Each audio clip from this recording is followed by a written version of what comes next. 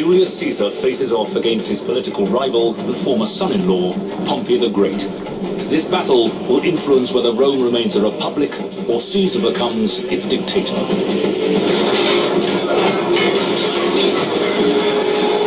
You stopped them halfway through that hill. Today, 4 university graduates will pit their wits against the tactical genius of Caesar. Take out these people flanking on the right-hand side. Can 4 of Britain's most highly educated elite outsmart one of the greatest military leaders in history? This is Time Commanders.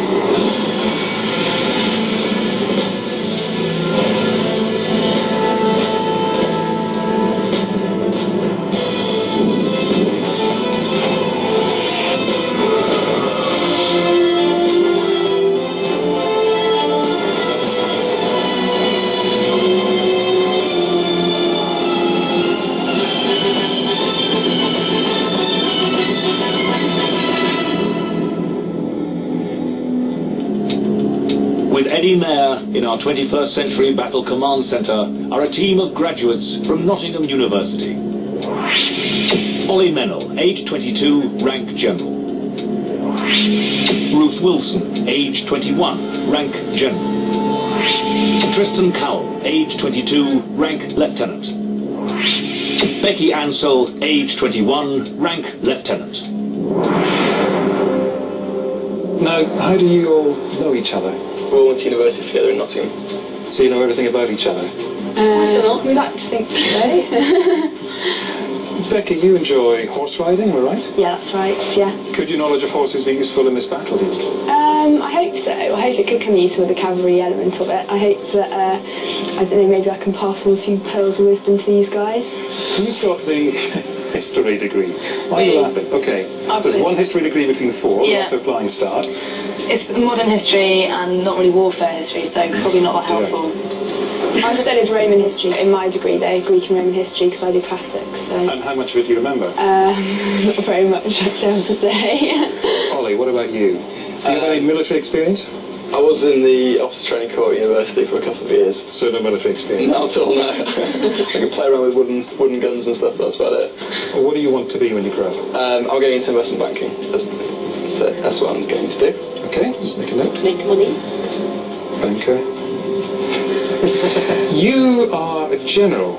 Yes, I am. And Ruth, you're a general. Yeah, I am. How was that decided? Well, I fancied being a general, and so did Ruth, and I did really. I said you, but Becky wasn't too bothered, and we decided to do boy girl, and so it was either me or Tristan, and we had a bit of a fight out back, and I came out on top. So Tristan and Becky, you let them walk all over you? No, they won't be walking all over us at all, so... Well, you're going to have to take orders, you know that. You're going to have to do as you're told. No, I know. Are you happy to do that? Yeah, I will take orders, but if I think that there's a better way of doing it, I will state that. Ollie, I understand you believe that men are better at strategic thinking than women, is that right? Well, this is a couple of known facts really in life, isn't it? Women aren't very good parkers because of like, the whole spatial awareness thing, and the other thing is that men are just generally better with thinking ahead, a bit of strategy here and there, so... Bit of a, Got no rationality then. Completely irrational. All right. Before we do anything else, let's meet the 2 historians who are experts in all this. They know everything there is to know about history. Monitoring the team are 2 military experts. Dr. Arik Nussbacher, Senior Lecturer in War Studies, Royal Military Academy, Sandhurst. Mike Loads, Combat and Weapons Historian. They can't be stumped, and they'll be watching your every move, and then later they're going to come down and tear your battle plan to pieces. I'm going to give you a few more clues now. The first thing you need to do is grab hold of those clipboards, and in the name of humanity, take as many notes as you can, because every note you take could prove crucial in the battle. All right, a little more information about the battle you're going to fight. It's the Battle of Pharsalus. You're going to be in charge of Pompey fighting Caesar. Have a look at this.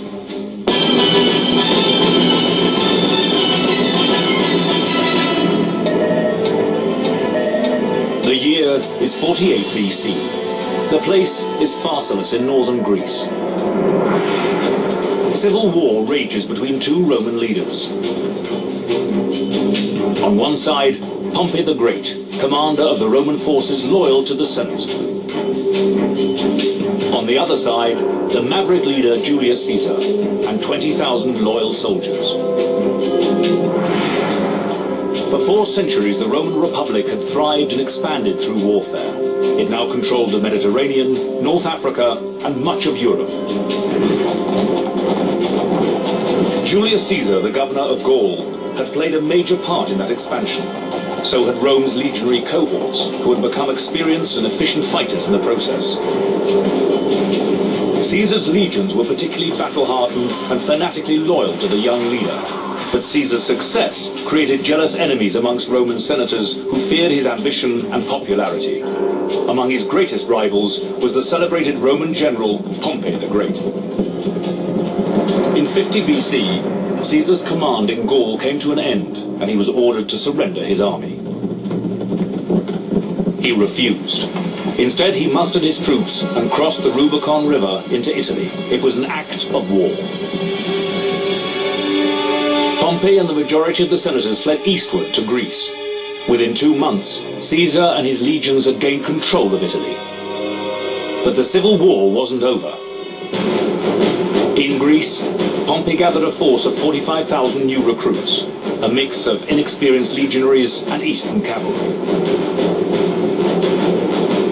Needing to defeat Pompey in order to win the civil war, Caesar followed his enemy to Greece. The 2 armies meet on August the 9th, 48 BC, near the town of Pharsalus.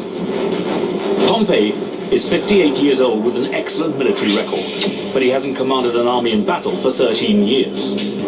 Aggressive senators in Pompey's camp have pressured him into fighting, knowing they have the advantage of numbers and high ground. Caesar, on the other hand, is in his early 50s and at the peak of his ability. He's a brilliant war tactician whose army is experienced, loyal, and battle-seasoned. Both leaders know each other's weapons, training, and tactics. The only variable is each side's battle plan. If Pompey's army is victorious, the rebellion will be crushed, the civil war over, and the republic restored. If Caesar wins, the greatest empire on earth could fall under the control of a single man. The stakes are high. Battle is imminent. All right. All you have to do is, as Pompey, take on one of the most successful generals in the history of history and win. Any thoughts? Easy. Yeah, no big deal. What did you glean from that? That Caesar's got the more sort of experienced and loyal soldiers. Well-trained. But you've got more numbers. We've got more numbers, yeah. Is that it? But he's aggressive. Quite aggressive. And we've got strong cavalry as well, so get those horses in action. Yeah, there's a lot of confidence on their side that maybe we could exploit. Pompey's got a big army.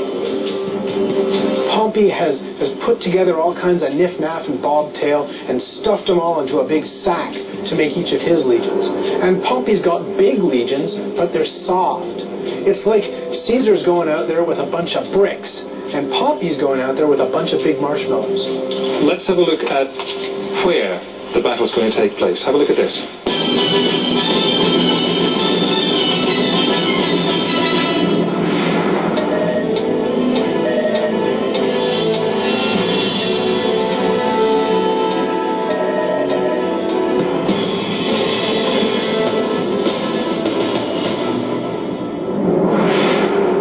On a ridge dotted with forest, Pompey's army is positioned above the battlefield.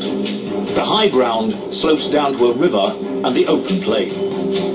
Caesar's small force is gathered at the far side on flat ground. The river guards one flank of his army.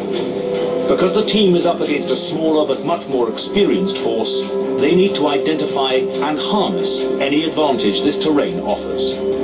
It's absolutely critical that they spot the significance of the river. They need the river to protect their flanks. They must line up in the right place. Tell me what you can see. What does this show you?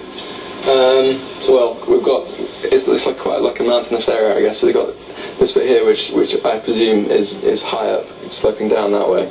Is that right? You look at me like I'm going to help. I'm just an innocent bystander. Surely both these are peaks, aren't they? And they both run down that way because that shows the gradient going down. They are peaks, and don't call me Shirley. Right. Okay. and then yeah, we've got high points. High points over here, are also a river here as well. What use might the river be, or what hindrance might it be? Well, it just means you can't do like if we're going this way, we can't do like a right flank really and go around the back that way. Ollie's grasped one possible use of the river. It prevents flanking.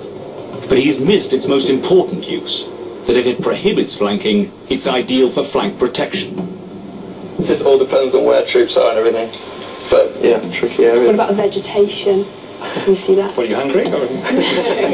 Just like trees, like if it's dense in the forest area, or that might hamper us as well. Okay, okay. Obviously, these are the forest areas, and so it's quite a dense part over there. It's all open space there. The team has identified key geographic features, but not their tactical uses. With an opponent as formidable as Caesar on the other side of the battlefield, they can't afford to lose advantage to oversight.